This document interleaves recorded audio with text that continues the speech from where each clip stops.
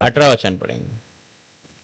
சிலுவையை பற்றிய உபதேசம் கெட்டு போகிறவர்களுக்கு பைத்தியமாக இருக்கிறது, ரட்சிக்கப்படுகிற நமக்கோ அது தெய்வ பலனாக இருக்கிறது.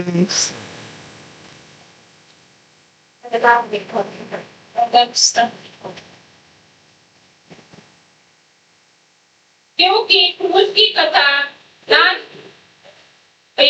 हाँ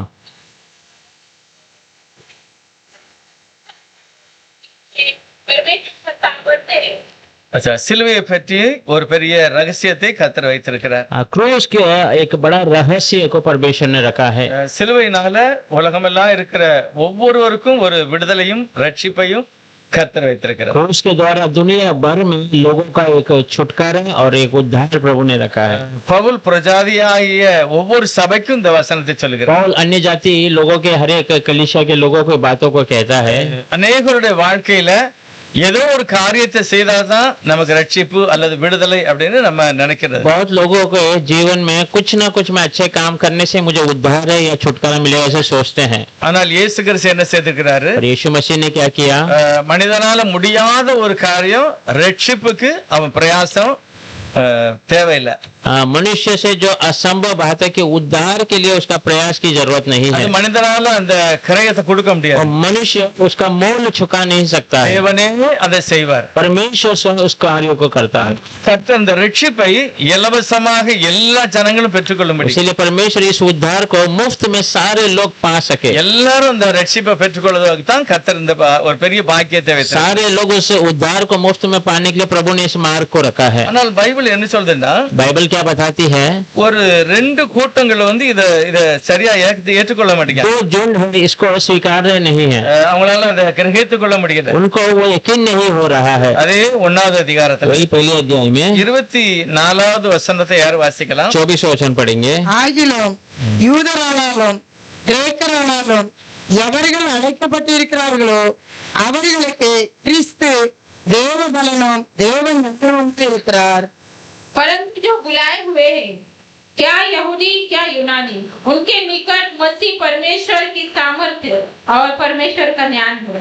அதுல எழுதிக்கிறது யூதனானாலும் சரி கிரேக்கனாலும் சரி, यहाँ लिखा है यहूदी हो या यूनानी हो, யார் அழைக்கப்பட்டிருக்கிறார்களோ जो बुलाए गए हैं அவர்களுக்கு கிறிஸ்து இயேசுவானவரே தானாக ரெண்டு காரியத்தை கொடுக்கிறார். தேவ பலனும் அவர்தான், தேவ ஞானமும் அவர்தான். उनके लिए मसीह यीशु बिना मांगे उनको दो बातें देते हैं, उसका परमेश्वर का सामर्थ्य और परमेश्वर की ज्ञान। ஆனால் இதை கிரேக்கர்களும் யூதர்களுக்கும் அதை ஏற்றுக்கொள்ளல. पर यहूदी और यूनानी इसे स्वीकार नहीं पाते हैं। அந்த தேவன் சிலுவையில் செய்த அந்த தியாகத்தை ஜனங்களால் ஏற்றுக்கொள்ள முடியல. परमेश्वर ने क्रूस पर किए उस त्याग को मनुष्य लोग इनका स्वीकार नहीं पाए, அவங்க அதை ஏற்றுக்கொள்ள முடியாதனாலதான் இது இடரலா இருக்கிறது. वो इसे स्वीकार नहीं पा रहे, इसलिए वो रुकावट है। ஆனா 24வது வசனம் என்ன சொல்லுகிறதுன்னா, யார் அழைக்கப்பட்டார்களோ 24 वचन कहता है जो बुलाए गए हैं அவர்களுக்கு அவர் தேவனே ரெண்டு காரியத்தை கொடுக்கிறார். परमेश्वर स्वयं उनको दो बातें देता है, தேவ பலனும் அவர்தான், परमेश्वर का बल भी वही है, தேவ ஞானம் அவர்தான். परमेश्वर का ज्ञान भी वही है। யாரை தேவன் அழைத்திருக்கிறார்? किसे परमेश्वर ने बुलाया है? அழைக்கப்பட்ட ஜனங்களுக்கு இந்த ஆசீர்வாதம். बुलाए हुए लोगों को ये आशीष है। அடுத்து சொல்லுங்க, கிரேக்கரானாலும் யூதனானாலும் அவர்களுக்கும் இந்த ஆசீர்வாதம். दूसरा कहा है कि वो यहूदी हो या यूनानी हो, उनके लिए भी वही आशीष है। எதனால தேவன் இந்த காரியத்தை வைத்திருக்கிறார்? क्यों ये बातें परमेश्वर ने रखा है? உலகத்துல யாராலும் பெற்றுக்கொள்ள முடியாதது என்னதுன்னா ரட்சிப்பு தான். दुनिया में कोई नहीं पा सकता, वो है उद्धार இல்லது பாவ மன்னிப்பு. या पाप का क्षमा। இந்த காரியத்தை யாருமே தானாகவே செய்து முடியாது. इस कार्य को कोई अपने आप से नहीं कर सकता, ஆகதான் நம்மளால முடியாததை தேவனே செய்திருக்கிறார். इसलिए हमसे जो नहीं होता वो प्रभु ने किया है। அந்த தெய்வத்தை நாம் ஏற்றுக்கொள்ளும் போது, விசுவாசிக்கும் போது கர்த்தர் அது இரக்கமாய் उस தருகிறார். परमेश्वर को हम स्वीकारते समय, विश्वास करते समय प्रभु अनुग्रह से हमें देता ஆனா है। எல்லாரும் அந்த சுவிசேஷத்துக்கு கீழ்ப்படியல. पर हम सारे लोगों ने उस सुसमाचार का पालन नहीं किया। கீழ்ப்படியல அப்படின்னா क्यों वो पालन नहीं किए? நம்ம பிரயாசப்படணும், हमारा प्रयास होना है, நான் உபவாசம் இருக்கணும், मैं उपवास करना நான் है, ஜெபம் பண்ணணும், मैं प्रार्थना करना है। நிறைய காரியத்தை நான் செய்தாதான் எனக்கு அந்த ரட்சிப்பு கிடைக்கும். बहुत सारी बातों को मैं करूंगा तब मुझे वो उद्धार मिलेगा, அப்படிப்பட்ட ஒரு நம்பிக்கை ऐसा एक भरोसा है। பைபிள் சொல்லுகிறது. बाइबल बताती है மனுஷனால முடியாதது தேவனால முடியும். मनुष्य से जो असंभव है वो प्रभु से संभव है। நீங்க முதலாவது என்ன செய்யணும்னா அந்த ரட்சிப்பை ஏற்றுக்கொள்ளணும். आप पहले क्या करना, उसे उद्धार का स्वीकार करना है। அதுக்கு பிறகு தேவன் என்ன செய்கிறாரு? उसके बाद प्रभु क्या करता है, நம்மை வாக்கிய பண்ணுகிறார், उसके लिए हमें मार्ग बना कर நமக்கு देता है, உதவி செய்கிறார். हमें मदद करता है। லூக்கா 2வது அதிகாரத்துல लोक का किताब 2 अध्याय में சிமியோன் ஒரு காரியத்தை சொல்கிறார். सिमोन एक बातों को कहते हैं। 28வது வசனம், லூக்கா 2:28வது வசனம். लोक 8वां अध्याय। அவன் அவரை தன் கைகளில் ஏந்தி கொண்டு தேவனை சோஸ்தரித்து, அடுத்த வசனமும், ஆண்டவரே உமது வார்த்தையின்படி உமது அடியவனை இப்பொழுது சமாதானத்தோடு போக விடுகிறீர். 8 में 22, 30 வாசிக்கலாம். 30, 28। 30 तक पढ़ो। वो यीशु को देखकर चिल्लाया और उसके सामने गिरकर ऊंचे शब्द से कहा, हे परम प्रधान परमेश्वर के पुत्र यीशु, मुझे तुझसे क्या काम? मैं तुझसे विनती करता हूँ, मुझे पीड़ा न दे, क्योंकि वह उस अशुद्ध आत्मा। लोक 2 अध्याय 28, 29, 30। लोक 2 अध्याय। तो उसने उसे अपने गोद में लिया और परमेश्वर का धन्यवाद करके कहा, 30 तक। हे स्वामी, अब तू अपने दास को अपने वचन के अनुसार शांति से विदा करता है, क्योंकि मेरी आंखों ने तेरे उद्धार को देख लिया है। 30 पढ़ा। अच्छा, இந்த வார்த்தையில என்ன எழுதிருக்கு அப்படின்னா, इस वचन में क्या लिखा है, இந்த சிமியோனுடைய ஒரு ஆசை வந்து இஸ்ரவேலர்கள் ரட்சிக்கப்படணும். पहला सिमियोन की एक बड़ी आशा है कि इजरायलियों का उद्धार होना है, யூதர்களும் ரட்சிக்கப்படணும். सारे यहूदी उद्धार पाना है। அதுக்கு தான் அவர் கிறிஸ்துவை எதிர்பார்த்தார். इसीलिए मसीह का इंतजार किया। 30வது வசனத்துல சொல்கிறார், 3रा वचन में 30वां वचन में ஒரு कहते हैं, ஜாதிக்கு பிரகாசிக்கிற ஒளியாக உம்முடைய ஜனமாகி இஸ்ரவேலுக்கு மகிமையாக। अन्य जातियों के लिए प्रकाशमान उजाले के रूप में आपके इजरायली लोगों के लिए महिमा है। ஆரம்பத்திலேயே சிமியோன் சொல்கிறார், இவர் வந்து வெறுமனே இஸ்ரவேலுக்கு மட்டுமல்ல, शुरुआत में ही सिमियोन कहता है ये केवल इजरायलियों के लिए नहीं, ஜாதிகளுக்கும் இவர் வெளிச்சமாக இருக்கிறார்। अन्य जातियों के लिए भी यही उजाला है। வெளிச்சத்தை நிறைய பேர் ஏற்றுக்கொள்வார். इनके उजाले को बहुत लोग स्वीकार लेंगे। இருளில் இருக்கிற ஜனங்கள் பெரிய வெளிச்சத்தை காண்பார்கள். अंधकार में जो लोग थे वो बड़े उजाले को देखेंगे। கிறிஸ்து கொடுக்கிற அந்த ரட்சிப்பு வந்து ஒரு பெரிய ஆசீர்வாதம். यीशु मसीह देने वाला उद्धार बड़ा आशीष है, விசுவாசத்தினால அதை தருகிறது। विश्वास के द्वारा हमें देता है। சிமியோனுடைய ஆசை இஸ்ரவேல் ஜனங்கள் தான்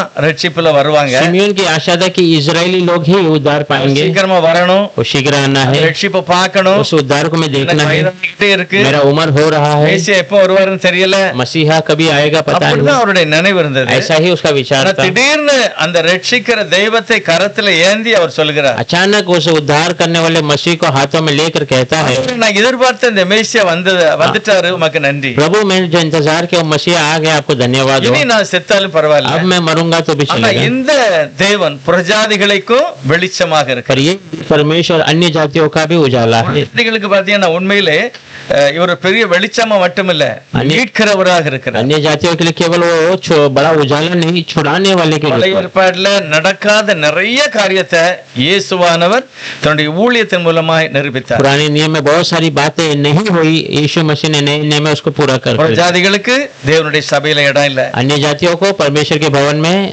जगह नहीं है, அவங்களுக்கு வாக்கு தத்துவம் கொடுக்கப்பட்டாலும் நியாய பிரமாணத்துல அவங்களுக்கு இடம் இல்ல। उनको वाग्दान दिए जाए तो भी व्यवस्था में उनके लिए जगह नहीं நியாய है। பிரமாணத்தினுடைய பிரஜாதிகளை நிச்சய முடியாது, தேவாலயத்துக்கு போக முடியாது। व्यवस्था के अनुसार अन्य जाति वाले परमेश्वर के भवन में नहीं जा நியாய सकते। பிரமாணம் சட்டம் சொல்லுகிறது, व्यवस्था जो है कानून कहता है இப்படி எல்லாம் செய்யணும், ऐसा ऐसा करना है, ஆராதனை எப்படி செய்யணும், आराधना ऐसा करना है, பலி எப்படி செலுத்தணும், बलि ऐसा चढ़ाना है, எப்பெல்லாம் நம்ம தேவ சமூகத்துல வரணும், जब जब हम परमेश्वर की उपस्थिति में आना है, ஒவ்வொரு பாவத்துக்கும் என்னென்ன பலி हर एक செலுத்தணும், पाप का क्या क्या बलि இது चढ़ाना है, எல்லாமே நியாய பிரமாணம் எல்லாருக்கும் போதிக்கல, இஸ்ரவேலர்களுக்கு போதிச்சது। ये सब व्यवस्था सबको नहीं सिखाई, केवल इजरायलियों को सिखाया। அது ஒரு குறிப்பிட்ட இடத்துல இருந்து தான் அது வெளிப்படுது। वो थोड़े एक स्थान में रह के प्रकट होता है। எருசலேம் தேவாலயத்திலிருந்து தான் தேவன் தன்னுடைய சித்தத்தை வெளிப்படுத்துகிறார்। यरूशलेम के भवन से परमेश्वर अपनी मर्जी को प्रकट करता है। அதுதான் தீர்க்கதரிசி இருக்காங்க, वहाँ ही भविष्यवक्ता ஆசாரியர்கள் இருக்காங்க, याजक हैं, அவங்க தான் போதிப்பார்கள். वे लोग ही सिखाते थे। ஆனா இயேசுவானவர் இருப்பாங்க, पर यीशु मसीह को அவர் देखिए, தேவனுடைய ஆலயத்திலும் பிரசங்கித்தார், परमेश्वर के भवन में भी प्रचार किया, வீதியில பிரசங்கித்தார், रास्तों में प्रचार किया, கடற்கரையில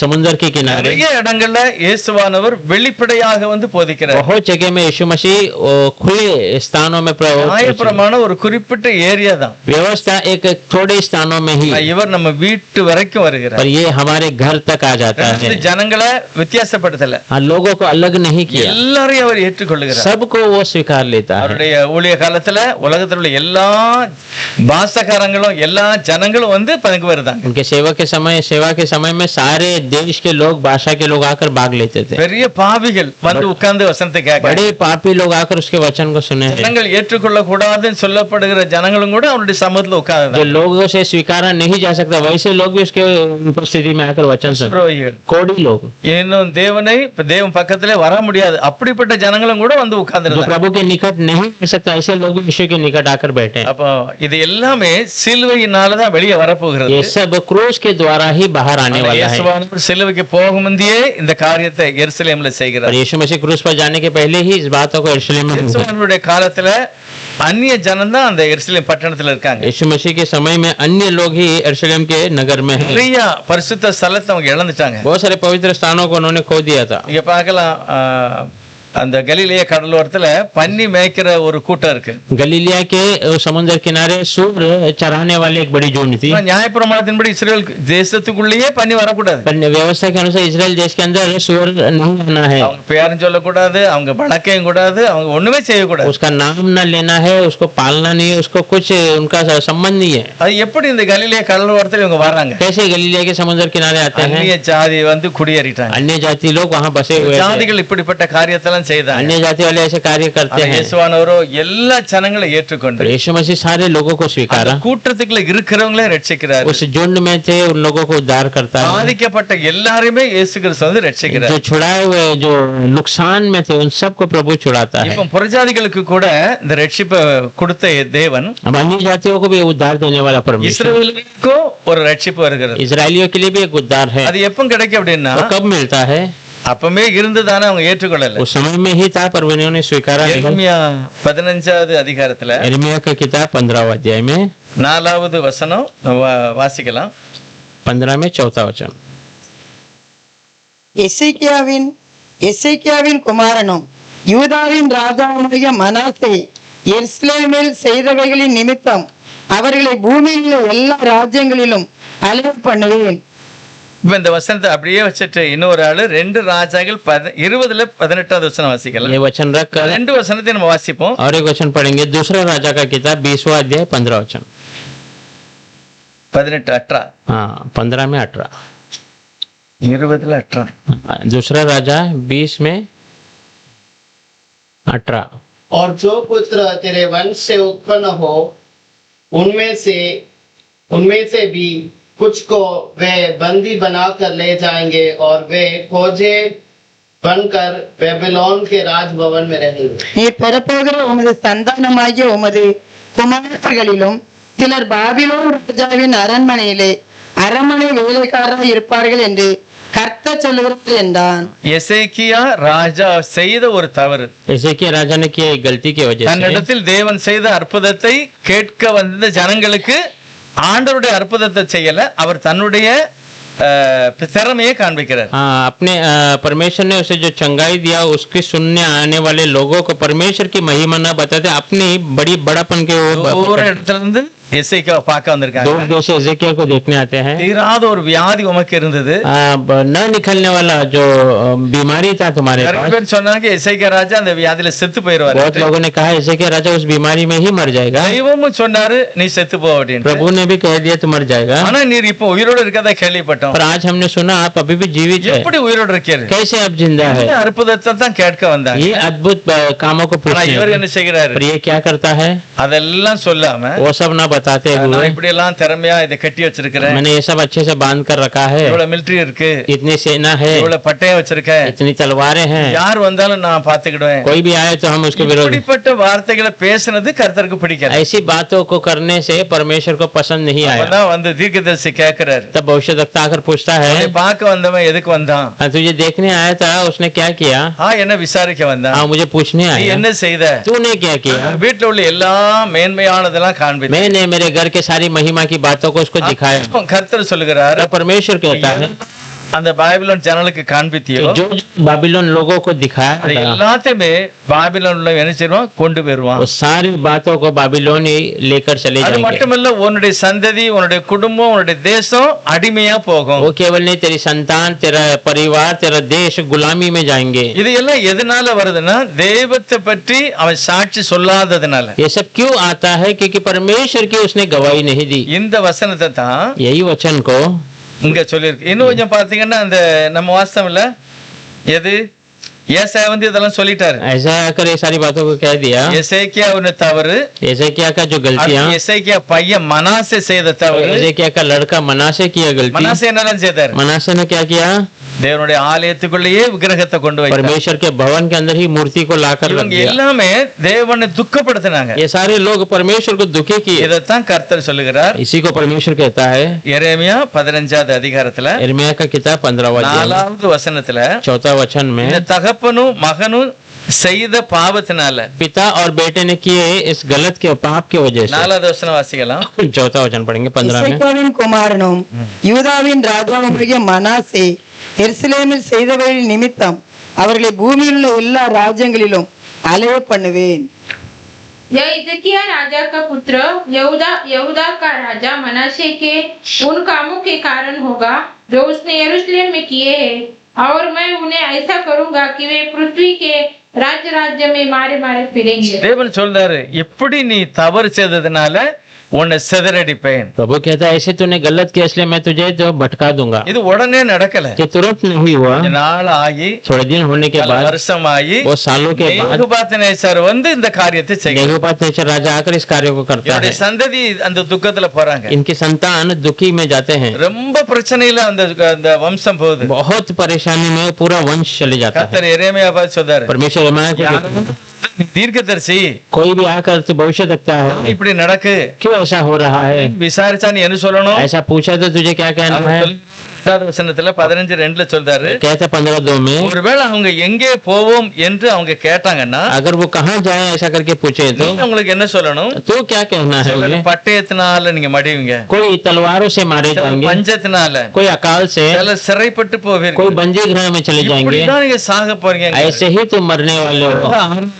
தேவன் முற்றுமுடிய ஜனங்களுக்கு செய்யாதன்னு சொன்ன பாவத்தை அவன் செய்தாங்க. मूर्ति पूजा को परमेश्वर ने पूरी तरीके से उनको नहीं करने के लिए कहा, उन्होंने किया। அதனாலதான் அந்த தேசத்துல அந்த பாவம் வருது. इसीलिए उस देश में इतना ஜனங்கள் சிதறடிக்கப்பட்டார். लोग भटकाए जाते எல்லா हैं, பக்கமும் சிதறடிக்கப்பட்டார். सारे जगह पे वे भटक जाते हैं। எவ்வளவு காலம் போச்சு பாருங்க. कितना साल तक गए देखिए, எத்தனையோ வருஷம் இந்த ஜனங்கள் பாதிக்கப்பட்டார். कितने ही सालों तक ये लोग இப்போ उसको, இவங்களுக்கு விடுதலை எப்படி வருது அப்படின்னு, अब इनको छुटकारा कैसे आता है देखिए। இது எசேக்கியேல் 16வது அதிகாரம், ये एजेकियेल का किताब 16वां अध्याय में, எரேமியா 16வது அதிகாரத்துல 15வது வசனம், 16 में 15 वचन। இஸ்ரேல் புத்திரரை வடதேசத்திலும் தாம் அவர்களை துரத்திவிட்ட எல்லா தேசங்களிலும் இருந்து வரப்பண்ணின கர்த்தருடைய ஜீவனை கொண்டு சத்தியம் பண்ணுவார்கள், நான் அவர்கள் பிதாக்களுக்கு கொடுத்த அவருடைய தேசத்துக்கு அவர்களை திரும்பி வர பண்ணுவேன் என்று கர்த்தர் சொல்கிறார்.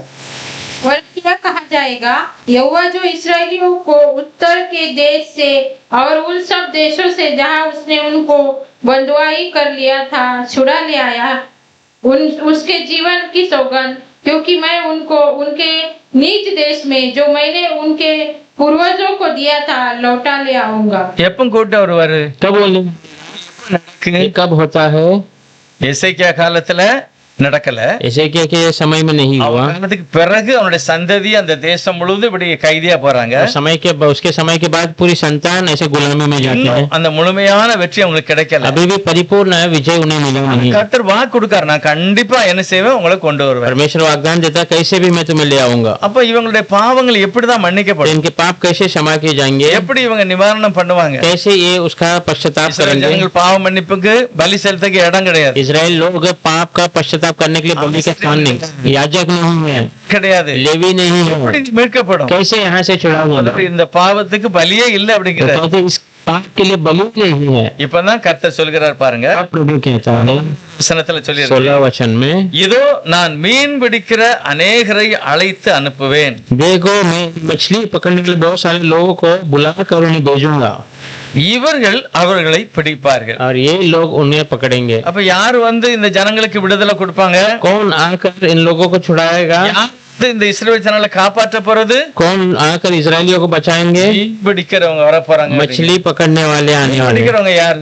मछली पकड़ने वाले कौन है, இயேசுநாதருடைய சீசர்கள். यीशु मसीह के चेले लोग हैं। இவங்க எப்ப இந்த ஊழியத்தை தொடங்குதாங்க, कब ये सेवकाई को शुरू करते இயேசு हैं, கிறிஸ்து கல்வாரி சிலுவையில் மரித்து அடக்கம் பண்ணப்பட்டு உயிரோடு வந்த பிறகு. यीशु मसीह कलवारी क्रूस पर मरकर दफनाए जाकर तीसरे दिन பரிசுத்தாவின் அபிஷேகம் இறங்கின பிறகு, प्रेरितों की किताब में पवित्र आत्मा उतरने के बाद பலன் அடைந்து ये सब सामर्थ्य होकर எருசலேமிலும் यरूशलेम में, यहूदिया में, கடைசி பரியந்தம் दुनिया के आखिरी कोने तक தேவனுடைய ரட்சிப்பை சொல்லுதாங்க. ये परमेश्वर के उद्धार को बताते हैं। இத்தனை யூதர்கள் இந்த ரட்சிப்பை ஏற்றுக்கொள்கிறார்கள். यहूदी इस उद्धार को स्वीकार लेते हैं, திரும்ப தன்னுடைய தேசத்துக்கு போறாங்க. फिर से वे लोग अपने देश में जाते हैं। இதெல்லாம் கிருபையா இருக்கு. ये सब अनुग्रह से है। ஆண்டவர் சொல்லுகிறார், இஸ்ரவேலர்களை எப்படி ரட்சிப்பேன், इजरायलियों को कैसे उद्धार करूंगा, பிடிக்கிறவங்கள நான் அனுப்புவேன். मछुआरे लोगों को मैं भेजूंगा। தேவனுடைய வார்த்தை இருக்கிறது. उनके पास परमेश्वर का वचन है। கிறிஸ்துவின் ரத்தம் இல்லாம எந்த ஒரு பாவமும் மன்னிப்பு கிடையாது. यीशु मसीह के लहू के बिना कोई भी पाप का क्षमा नहीं है। ரத்தத்துல பாவம் மட்டுமல்ல வியாதியையும் கர்த்தர் சுகமாக்குகிறார். यीशु मसीह के लहू में पाप केवल बीमारी से கர்த்தர் மாற்றுகிறார். परिस्थितियों को परमेश्वर बदलता है, தடைகளையும் மாற்றுகிறார். सारे रुकावटों को बदल देता है। உதாசீனப்படுத்தப்பட்ட யாரும் சரி, और उसे दुत्कार के जो कोई क्यों ना हो, கிறிஸ்துவின் சமூகத்துல வரும்போது அவரே அவர்களுக்கு வழிகாட்டியார். यीशु मसीह की उपस्थिति में आते समय वो खुद उनका मार्गदर्शन है। அதிகாரத்துல வசனத்துல இன்னும் சொல்லுகிறார், 16 वचन में क्या कहता है, இதோ நான் மீன் பிடிக்கிற அநேகரை அழைத்து அனுப்புவேன், இவர்கள் அவர்களை பிடிப்பார்கள். அதற்கு பின்பு வேட்டைக்காரராகி அநேகரை அழைத்து அனுப்புவேன், இவர்கள் அவர்களை எல்லா மலைகளிலும் எல்லா குன்றிகளிலும் பன்மலைகளின் வெடிப்புகளிலும் வேட்டையாடுவார்கள். சிதறடிக்கப்பட்ட ஜனம். வாசிக்கலாம். देखो यहोवा की यह वाणी है, मैं बहुत से मछुआरों को बुलावा भेजूंगा कि वे इन लोगों को पकड़ ले, और मैं फिर बहुत से बहलाइयों को भी बुलावा भेजूंगा कि वे इनका आहेर करके सब पहाड़ों और पहाड़ियों पर से और चट्टानों के दरारों में से निकाले। யாரெல்லாம் தேவன் கொண்டு வெளியே கொண்டு வருகிறார் பாருங்க. किस किस को परमेश्वर बाहर ले आता है। देखिए, முதலாவது சீசர்கள் மூலமாக केवल पहला चेलों के द्वारा अनेक கூட்டம் கூட்டமா ஜனங்கள் ரட்சிக்கப்பட்டாங்க. बहुत बड़े बड़े झुंड लोग उद्धार पाए। எருசலேம்ல தான் நடந்து ஃபர்ஸ்ட். और यरूशलेम में पहला हुआ, அதுக்கு பிறகுதான் எல்லா தேசத்துக்கும் அந்த செய்தி வருகிறது. उसके बाद पूरा देश में वो संदेश आया।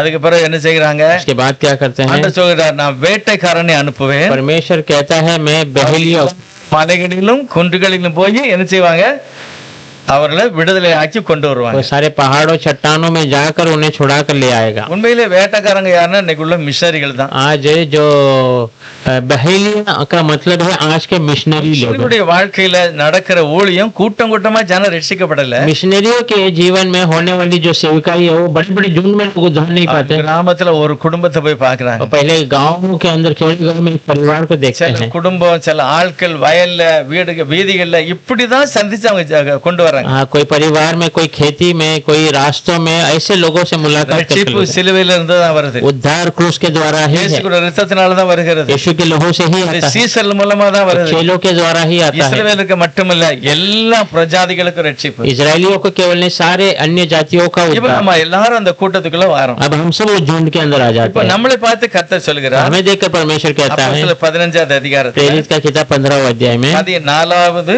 வசனம், 14 वचन, 15ல 14வது வசனம். प्रेरित 15 में 14।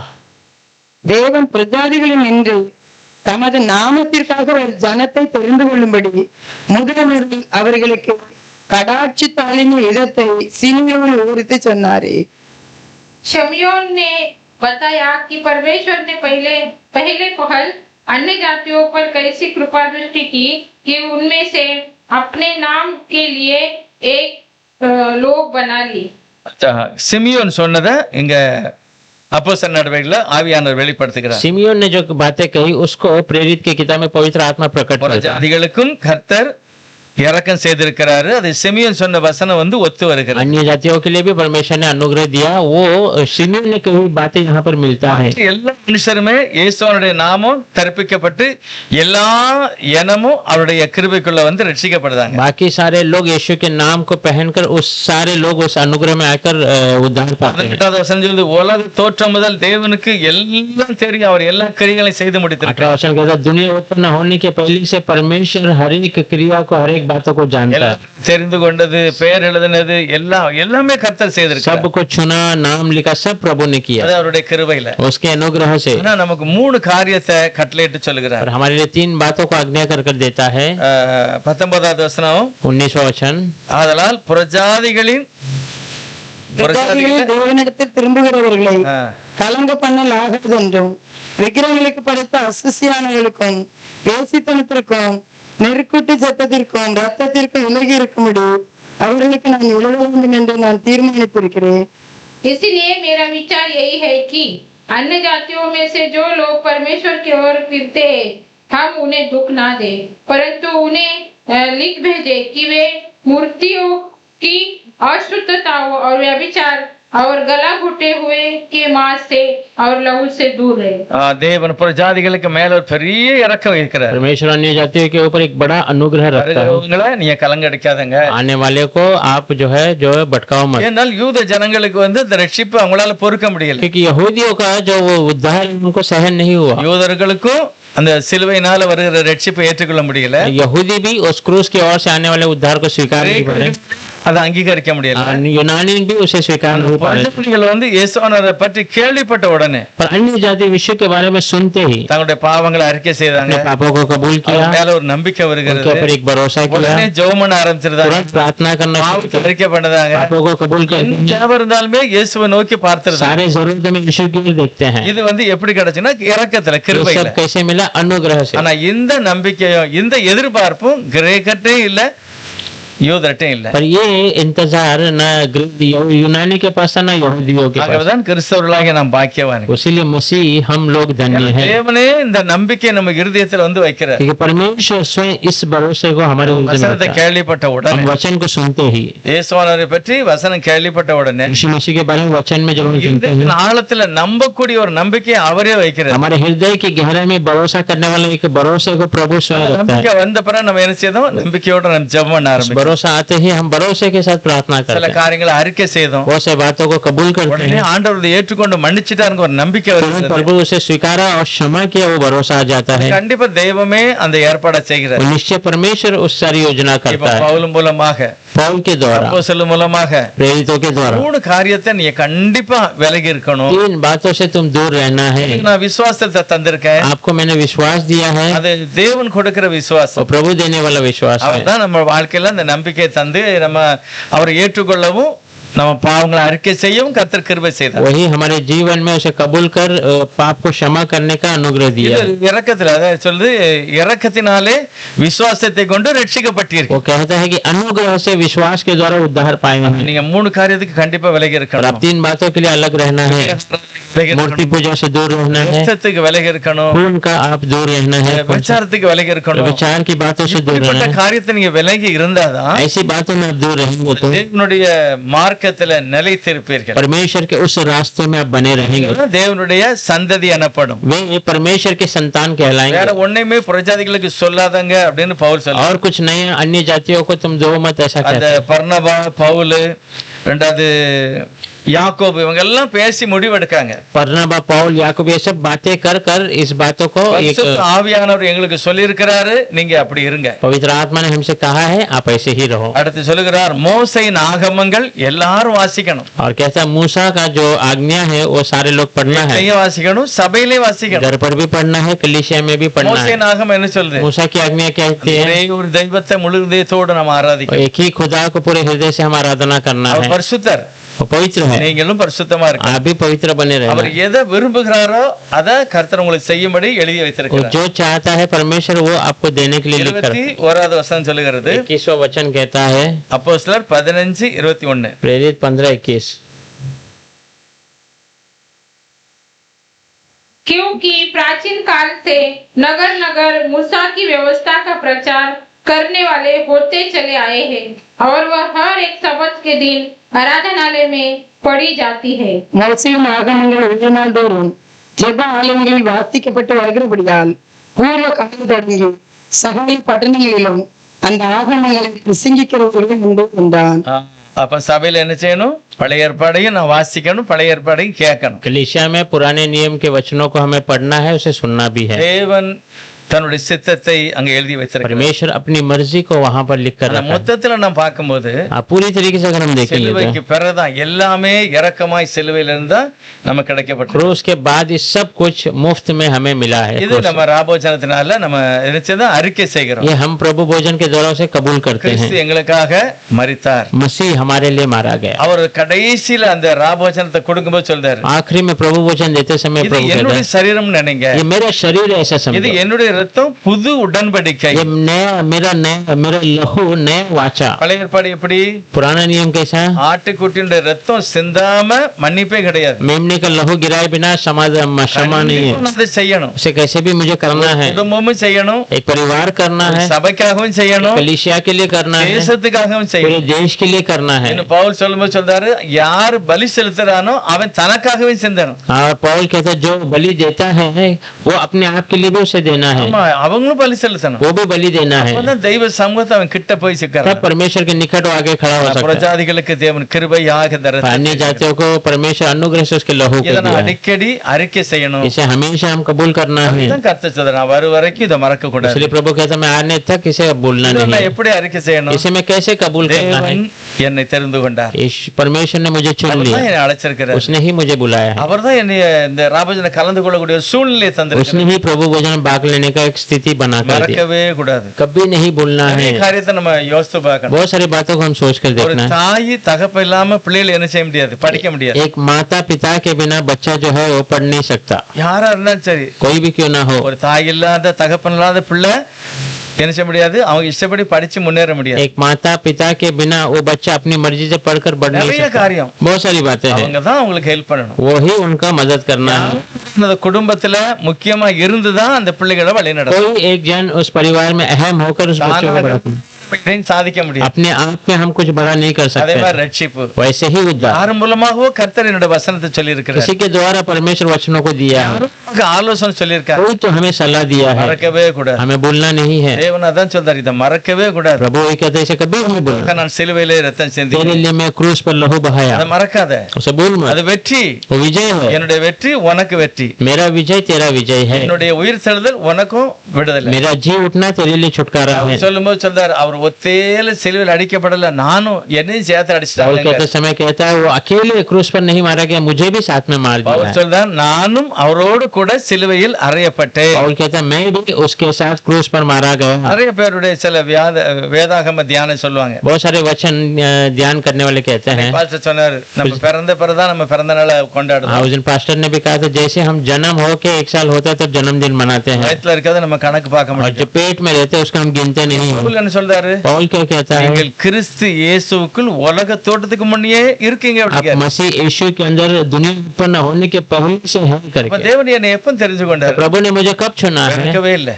जन्म ही नहीं हुआ, உலகமே உருவாகல. दुनिया बना नहीं, அப்பமே தேவன் தன்னுடைய ஜனங்களை முன்குறித்திருக்கிறார். तब परमेश्वर अपने लोगों को चुन लिया है, அவர் பேர் எழுதி வச்சிருக்கிறார். उसने नाम लिख दिया है, ஆட்டுக்குட்டியானுடைய ஜீவ புஸ்தகத்தில் பேர் இருக்கிறது. मेमने का जीवन के किताब में அது யார் பேர் இருக்கு? किसका नाम है? யாரெல்லாம் அந்த ரத்தத்துக்குள்ளாக தங்களை ஒப்பு கொடுத்தாங்களோ அவங்களுடைய பேர். जो जो उस लहू के अंदर अपने आप को सौंपे हैं उनका नाम। உலகத்துல பிறந்த அத்தனை பேருடைய பேரும் அங்க பரலோகத்துல இருக்கு. दुनिया में जन्म हुए सारे लोगों का नाम वहाँ स्वर्ग में है। விஷயம் சொல்கிறது புஸ்தகங்கள் திறக்கப்பட்டன. हाँ, प्रकटीकरण में दिया है कि किताबें खोली गई, நிறைய புஸ்தகம் இருக்கு. बहुत सारी किताबें हैं, ஞாபக புஸ்தகம் இருக்கு. याददाश्त पुस्तक है। ஆட்டுக்குட்டியானுடைய ஜீவ புஸ்தகத்துல யாருடைய பேர் இருக்கோ मेमने का जीवन के किताब में किसका नाम है, அவங்க தான் அந்த தேவனுடைய ராஜ்யத்துக்குள்ள போறாங்க. वे उस परमेश्वर के राज्य में ஆனா जाते அது हैं। எப்ப எழுதியிருக்கு? वो कब लिखा गया है? உலகத்தோடத்துக்கு முந்தியே. दुनिया न होने के அப்ப पहले। என்னுடைய வயசை நம்ம சொல்ல முடியுமா? तो मेरे उम्र को हम बता सकते हैं क्या? தான் சொல்ல முடியும். हम जन्म होने के बाद ही बता सकते हैं। கிருபையுள்ள ஆண்டவர் अनुग्रह का परमेश्वर, தேவன் தன்னுடைய ஜனங்களை முன்குறித்தார், परमेश्वर अपने लोगों को चुन लिया, அழைத்திருக்கிறார், बुलाया है, ஆசீர்வதித்திருக்கிறார். आशीष किया है। இதை நான் மறக்காம அறிக்கை செய்யணும். इसे मैं बिना बोले कबूल करना है, ரட்சிக்கப்பட்டவன். मैं उद्धार पाया हूं। தேவன் எனக்காக ரத்தம் प्रभु சிந்திருக்கிறார். मेरे लिए अपना लहू बहाया, வேண்டிய சகலத்தையும் அவர் செய்வார். मेरे लिए सब कुछ वो करेगा। இதுவரைக்கும் அவர் தான் செய்தார். अभी तक वही कर रहा है। ஒரு மகன் சொல்லணும், என் தாய் தகப்பன் என்னை படிக்க வச்சாங்க. एक बेटा कहना है, मेरे माता पिता ने मुझे இயேசு पढ़ाया, என்ன ரட்சித்தார். यीशु ने मेरा उद्धार किया, இதுவரைக்கும் அவர் தான் எனக்கு உதவி अभी பண்ணிருக்கிறார். तक वही मेरा मदद இன்னும் करे அவர் எனக்கு செய்வார். और भी वो मुझे करेगा। நான் தனிமையான ஆள் அல்ல, मैं अकेला नहीं हूँ, நான் கைவிடப்பட்டவன் அல்ல. मैं छुड़ाया हुआ नहीं हूँ। கிறிஸ்து என்னை தன்னுடைய கரத்திலே வரைந்து வைத்திருக்கிறார். मसीह मुझे अपने हाथों में बना कर रखा அதனால है। இயேசப்பா சொல்றார், நாளை தினத்தை பற்றி इसलिए கவலைப்படாத. प्रभु यीशु कहता, कल की तो चिंता मत कर, தேவன் எல்லாவற்றுக்கும் எல்லாமா இருந்து நம்மை ஆசீர்வதிக்கிறார். परमेश्वर सबका सब होकर हमें आशीष அவர் करता है। கிருபையும் அன்பு நிறைந்தது. वो अनुग्रह और प्रेम से भरा हुआ परमेश्वर ஜனங்களை அவர் நிரந்தரமான ஒரு ஆசீர்வாதத்தை கொடுத்திருக்கிறார். अपने लोगों को वो निरंतर आशीष दिया है। ஆனா உலகம் அந்த சிலுவையில வருகிற ஆசீர்வாதத்தை வந்து புரிஞ்சுக்கிடல. दुनिया क्रूस से आने वाली आशीष को समझ नहीं பவுல் पाया। சொல்கிறார், ஞானமா இல்ல பலமா? पौल कहता है, ज्ञान है क्या बल है? ஞானமும் இல்ல பலமும் அல்ல. ज्ञान भी नहीं, बल भी नहीं है। பைத்தியம் இருந்தாலே அவங்களையும் முதன்மையா கொண்டு வந்திருந்தார். परमेश्वर जो पागलपन में था उनको पहले स्थान में लाता ஞானம் है। இல்லட்டாலும் அவனே ஞானவானாய் மாற்றுகிறார். ज्ञान नहीं है पर उसे ज्ञानी बना देता है। கிருபையில தான் ये நடக்குது. सब अनुग्रह से ही होता தெய்வத்தை है। ஆராதிக்கிறவர்கள், இயேசுவை ஆராதிக்கிறவர்கள் பாக்கியவான்கள். परमेश्वर की आराधना करने, यीशु को आराधना करने वाले धन्य हैं। எப்பொழுதும் நாம் அந்த தேவ பயத்தோட தேவ சமூகத்துல காத்திருக்கோம். इसलिए हमेशा हम परमेश्वर के भय से उसके इंतजार में बने நம்ம रहना। எல்லாரும் ஜெபம் பண்ணலாம். हमसे प्रार्थना करेंगे, எல்லாருமே கர்த்தருக்கு நன்றி சொல்லணும். सब परमेश्वर को धन्यवाद ஆண்டவரே, दें। நீர் தான் எங்களிடத்துல முந்தி அன்பு கூர்ந்தீர். परमेश्वर आपने ही पहले हमसे प्रेम किया। எப்படியோ நாங்கள் உம்மை ஏற்றுக்கொள்ளக்கூடிய ஒரு மன நிலையை தந்தீர். कैसे तो हम आपको स्वीकारने के लिए एक मन आपने दिया है। நீர் தான் என்னுடைய விசுவாசத்தை ஆரம்பித்தீர். आपने ही हमारे विश्वास का शुरू किया। விசுவாசத்தை துவக்குகிறவரும் முடிக்கிறவரும் இயேசுநாதர் தான். बाइबल बताते हैं, विश्वास को शुरू करने वाला और अंत करने वाला यीशु அதனால मसीह। அக்கம் பக்கம் பார்க்காத, அவரே பார்த்து इसलिए ஓடு. आगे पीछे मत देखना, उसी की ओर देखकर दौड़ना। அவர் நம்முடைய வாழ்க்கையில முடிவாய் இருக்கிறார். वो हमारे जीवन में अंत है। அந்த கர்த்தரை நோக்கி நாம் ஜெபம் பண்ணணும். उस परमेश्वर की ओर हम प्रार्थना எல்லாரும் करें, ஜெபம் பண்ணணும். सब प्रार्थना करें। இயேசப்பா எனக்கு கொடுக்கப்பட்ட ரட்சிப்புக்காக நன்றி. यीशु मसीह मेरे लिए दिए गए उद्धार के लिए धन्यवाद। என்னை அழைத்து விடுதலை ஆக்கினவரே நன்றி मुझे சொல்லுகிறேன். बुलाकर छुड़ाए उसके लिए धन्यवाद। ஒருவேளை என்னுடைய குறைகள் எல்லாம் ஏதாவது உமக்கு பிரியமில்லாத இருந்தா என்னை மன்னிங்க இயேசப்பா. अगर कोई कमी है जो आपको पसंद नहीं है, उसे मेरे लिए क्षमा யாரும் कीजिए। வேதனைப்படுத்தினாலும் என்னை மன்னிக்கணும். किसी को मैंने दुखी किया, मुझे क्षमा कीजिए நாங்கள் प्रभु। ஒரு பூரணமான நிலையை பெற முடியல. हम एक परिपूर्ण स्थान को नहीं पा रहे हैं। உம்முடைய சமூகத்துல நாங்கள் அறிக்கை செய்யும் போது, விட்டுவிடும் போது நீர் எங்கள் மேல இரக்கம் फिर பாராட்டு. भी आपकी उपस्थिति में हम कबूल करते समय, उसे छोड़ते समय आप हमारे पे अनुग्रह அவர் करते हैं। சொல்லுகிறார், அந்த ராபோஜனத்துல உங்களை நீங்களே நிதானித்து அறிந்தால் நியாய தீர்ப்புக்கு நீங்க போக और மாட்டீங்க. कहता है, इस प्रभु भोजन में अपने आप को परख कर देखेंगे तो आप न्याय के लिए बचे रहेंगे, நீங்க நியாயம் தீர்க்கப்பட மாட்டீங்க. आप न्याय नहीं किए जाएंगे। கர்த்தர் கண்டிப்பா உங்களை பாதுகாப்பார். परमेश्वर निश्चय आपको बचा लेगा। ரட்சிப்பு இலவசம். उद्धार मुफ्त है। இந்த நேரத்துல ஆராதனையில் நம்ம கலந்து கொள்றோம், இலவசம். इस समय में आराधना में भाग के मुफ्त है। எல்லாமே கர்த்தர் இரக்கமாய் இலவசமாய் தருகிறார். सब परमेश्वर मुफ्त में अनुग्रह से அதை दे। நினைத்து நம் தேவ சமூகத்துல நன்றியோடு ஜெபம் इसे பண்ணணும். सोचकर हम प्रभु के वचन धन्यवाद से प्रार्थना करें। எல்லாரும் ஜெபம் பண்ணலாம். सब प्रार्थना करें। எல்லாரும் நம்முடைய முழு இருதயத்தோட, ஆண்டவரே இந்த ராபோஜனம் எனக்கு ஆசீர்வாதமா இருக்கணும். पूरे हृदय के साथ प्रभु ये प्रभु भोजन मेरे लिए आशीषित रहना இந்த है। வெற்றி, இந்த இரத்தத்தினால வெற்றி, ये लहू के द्वारा मुझे विजय मिले। நாங்க அதை இரத்தத்துல பானம் பண்ணும்போது எங்க ஆவி, ஆத்மா, சரம் முழுவதும் புதுப்பிக்கப்படணும். हम जो इसमें भाग लेते समय हमारे प्राण, हमारे आत्मा, शरीर सब नए हो जाए। பைபிள் சொல்லுது, இந்த அப்பத்தை புசித்து இந்த பாத்திரத்துல பானம் பண்ணாதவனுக்கு நித்திய ஜீவன் கிடையாது. बाइबल बताती है कि इस रोटी में भाग न लिया और इस बर्तन में भाग नहीं लिया तो उसको अनंत जीवन नहीं मिलेगा। நாங்கள் இதுல பங்கு பெறுகிறோம். प्रभु हम इसमें भाग लेते எங்களுக்கு हैं, நித்திய ஜீவனை தான், हमें अनंत जीवन दीजिए எங்களை प्रभु। பரிசுத்தப்படுத்த மாட்டோம். हमें पवित्र कीजिए நம்ம प्रभु। எல்லாரும் ஜெபம் हम பண்ணி सब प्रार्थना करने वाले हैं। सब धन्यवाद।